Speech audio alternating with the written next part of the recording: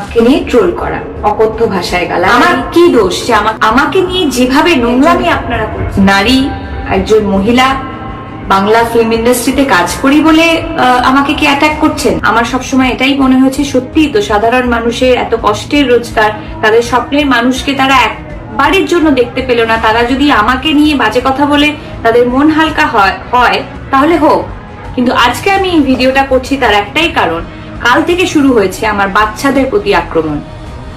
দুটো ছোট ছোট বাচ্চা, তাকে বলা হচ্ছে, আমার কাছে মেল আছে এবং নানান রকম প্রমাণ আছে যেখানে বলা হচ্ছে ওই দুটো বাচ্চাকে মেরে ফেলা হবে। আমি একজন মা হিসেবে তো সেটা মেনে নেব না, কোনোভাবেই মেনে নেব না। আমি তো একজন পলিটিশিয়ান নই, আমি একজন অ্যাক্ট্রেস। আমার ভুলটা কোথায়? আবার বলছি, আমি কি মাঠে কোথাও ছিলাম?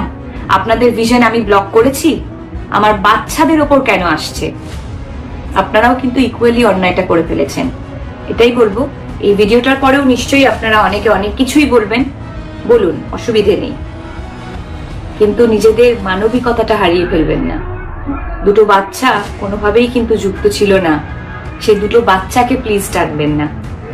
সবাই খুব ভালো থাকবেন, সকলকে ভালো রাখবেন। যুব ভারতীতে মেসির ইভেন্টকে কেন্দ্র করে ক্রমাগত ট্রোলিংয়ের শিকার হচ্ছেন টলিউড অভিনেত্রী শুভশ্রী গাঙ্গুলি।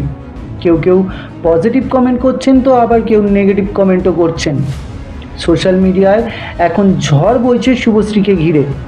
রাজ চক্রবর্তীর পর এবার সোশ্যাল মিডিয়ায় একটি ভিডিও পোস্টে মুখ খুললেন শুভশ্রী স্বয়ং। তিনি বলেছেন, আমাকে নিয়ে বলেছিলেন প্রতিবাদ জানাইনি, কিন্তু আমার ছোট্ট ছেলে মেয়ে কী করলো? তাদের মেরে ফেলার হুমকি কেন দিচ্ছেন? মা হয়ে এরপরে আর চুপ করে বসে থাকা সম্ভব নয়। ইতিমধ্যেই পুলিশে এফআইআর জানিয়েছেন রাজ চক্রবর্তী। তো বন্ধুরা, এই বিষয়ে আপনার কি মতামত তা অবশ্যই কমেন্ট করে জানাবেন। ভিডিওটি ভালো লাগলে লাইক ও শেয়ার করবেন এবং নতুন নতুন ভিডিও পেতে অবশ্যই চ্যানেলটি সাবস্ক্রাইব করবেন।